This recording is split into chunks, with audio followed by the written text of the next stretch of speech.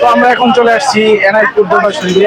তো আপনাদেরকে সম্পূর্ণ মাজারের ভিতরে সবাই সঙ্গেই থাকবেন। আর মাজারের ভিতরে সম্পূর্ণ জায়গা আপনাদেরকে ঘুরে দেখাবো, সবাই চলুন দেখাবো। তো আমরা এখন মাজারের ভিতরে ঢুকে গেছি, দরবার শরীফের ভিতরে যেতেছি। তো অনেক লোকজন, প্রচুর মানুষজন আসছে এখানে। তো এখানে ভিডিও করাটা তেমন একটা সমস্যাই পাই মানুষের জন্য। এখানে আপনার এটা হচ্ছে এনায়েতপুর দরবার শরীফের খানার মাঠ। এখানে সিরিয়াল ধরে খাবার দেওয়া হয়, খুব আদবের সঙ্গে খাবার দেওয়া হয় এবং কি আদবের সঙ্গে খাবার নেওয়া হয়। এখানে সবাই নিয়ে খাবার বসে খায়। তো সিরিয়াল মেনটেন করে এখানে খাবার দেয়। দ্বিতীয়টা, এটা এখানে একটা আদবের জায়গা, সবাই আদবের মাধ্যমেই খাবার নেয় এবং কি তারাও আদবের মাধ্যমেই দেয়। সবাই এখানে বসে খাবার খাচ্ছে। খেয়ে নিজ দায়িত্বে যে নিজের হাঁড়িটা আছে এখানে পরিষ্কার করে তারা আগেই মাইকে বলে রাখে যে আপনার খাবার হাঁড়িটা সুন্দরভাবে পরিষ্কার করবেন যাতে অন্য জাকের ভাই খেতে পারে। তো এখানে সুন্দর করে পরিষ্কার করে, তো ওই যে এখানে হাঁড়িটা জমা দেওয়া হয়, তারা দেখে নেয় যে হাঁড়িটা ঠিকমতো পরিষ্কার হয়েছে কিনা। তো এখানে অনেক লোকের সমাগম হয়, তো এই জন্য যার যার কাজটা নিজেকেই করতে হয়। তো 10-এর লরি 1-এর বোঝা, যদি সবাই যার যার হাঁড়িটা পরিষ্কার করে তাহলে অনেকটা ইজি হয়। যখন সবগুলো যদি একসাথে হয়ে যায় তখন তো আর পরিষ্কার করা সম্ভব হয় না। এই জন্য যার যার হাঁড়ি শেষে নিজেই পরিষ্কার করে নেয়, নিয়ে এখানে জমা দেয়।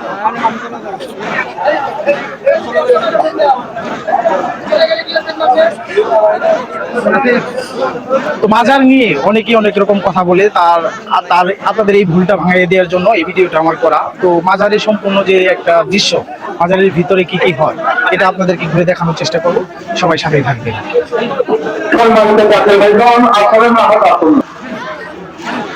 এটা হচ্ছে আপনার এনায়েতপুর দরবার শরীফের জায়গা।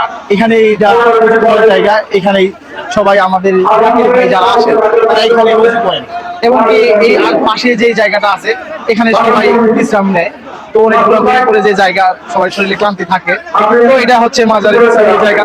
শুধু এইটাই নয়, আশেপাশে অনেক তো আপনার বিল্ডিং আছে, আশেপাশে অনেক জায়গা, যার যেখানে ভালো লাগে তারা সেখানে বিশ্রাম নিতে পারে। আপনার এই পাশে নামাজের জায়গা, এখানে সবাই নামাজ পড়ে।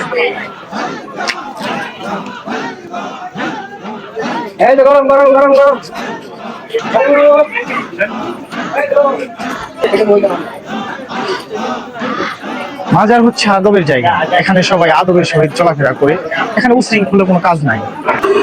এখানে হচ্ছে দরবারের যে রান্না করার জায়গা, এখানে রান্না হয়। দরবারের যে আশেক জাকের ভক্তগণ আছে তাদেরকে খাওয়ানো হয়, এইখানেই রান্না বান্নার কাজ চলে। এখানে প্রচুর ধোয়া হচ্ছে, এখানে আমার মারা একটু সমস্যা হয়েছে। তো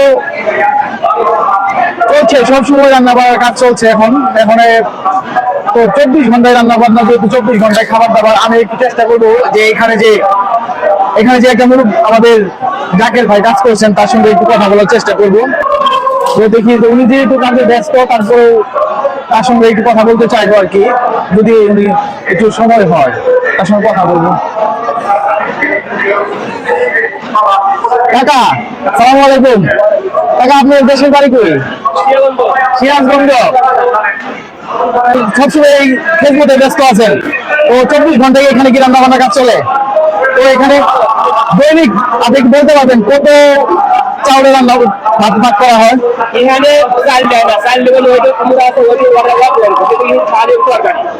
তরকারি তরকারি টাকা 3 টাকা, ওমরা একটা আছে এখানে দরবার আর ওমরা মানে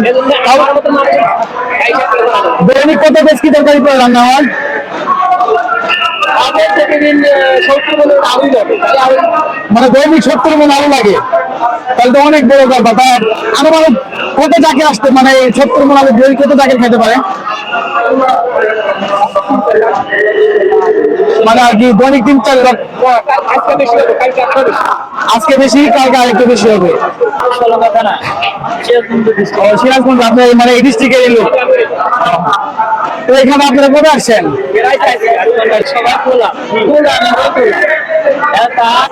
আসসালামু আলাইকুম। এখানে শুধু আপনার তরকারি পাক হয়, আমরা দেখানোর চেষ্টা করবো যে ওই পাশে যে ভাত পাক হয় ওখানে দেখানোর চেষ্টা করবো। ওই এখানে আলু সিদ্ধ করে রাখা আছে, তো তারা প্রতিনিয়ত কাজে ব্যস্ত আছে। চলুন তাহলে আপনাদের এই পাশে তরকারি রান্না হচ্ছে, এই পাশে ভাত রান্না হচ্ছে, তো এখানে জাকের ভাইয়েরা কাজ করতেছে। তো এই একটা জাকের ভাইয়ের সঙ্গে কথা বলার চেষ্টা করবো। আসসালামু আলাইকুম। কোন জায়গা থেকে আসছেন কাকা? টাঙ্গাইল থেকে। টাঙ্গাইল থেকে কবে আসছেন? বৃহস্পতি। নিজের মনে শান্তি লাগে? কত বছর থেকে তাও আপনি খেলতে করেন? 20-30 বছর। তাহলে তো আপনার সঙ্গে কথা বলে খুব ভালো লাগলো। তো এখানে ওই পাশে রান্না হচ্ছে তরকারি, এই পাশে ভাত, তো আপনাদের ওই পাশে দেখানোর চেষ্টা করবো। চলুন ওই পাশে।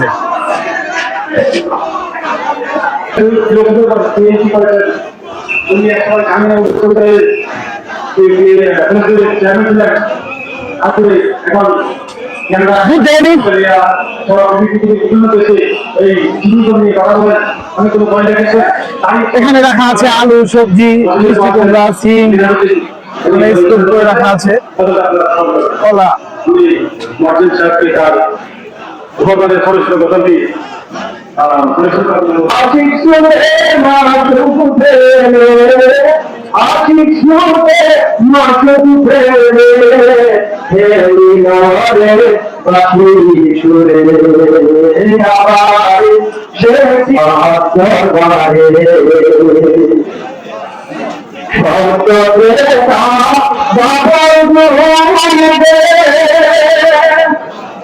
আমি এখন এনায়তপুর দরবারে চলে আসছি।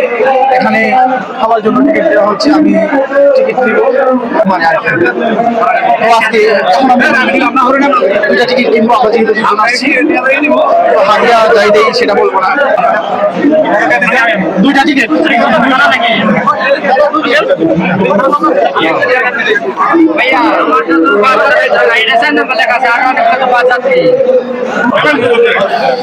তো আমাদের কাঙ্ক্ষিত টিকিট আমরা পেয়ে গেছি। তো ওই যে আমরা টিকিট পেয়ে গেছি, তো এখন আমরা খানার মাঠের দিকে যাইতেছি। দেখি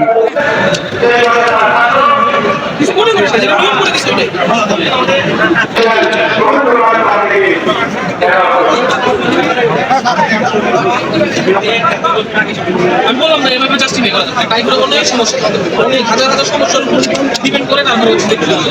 তারপরে ব্যাটারি পার্সেন্টেজ দেখে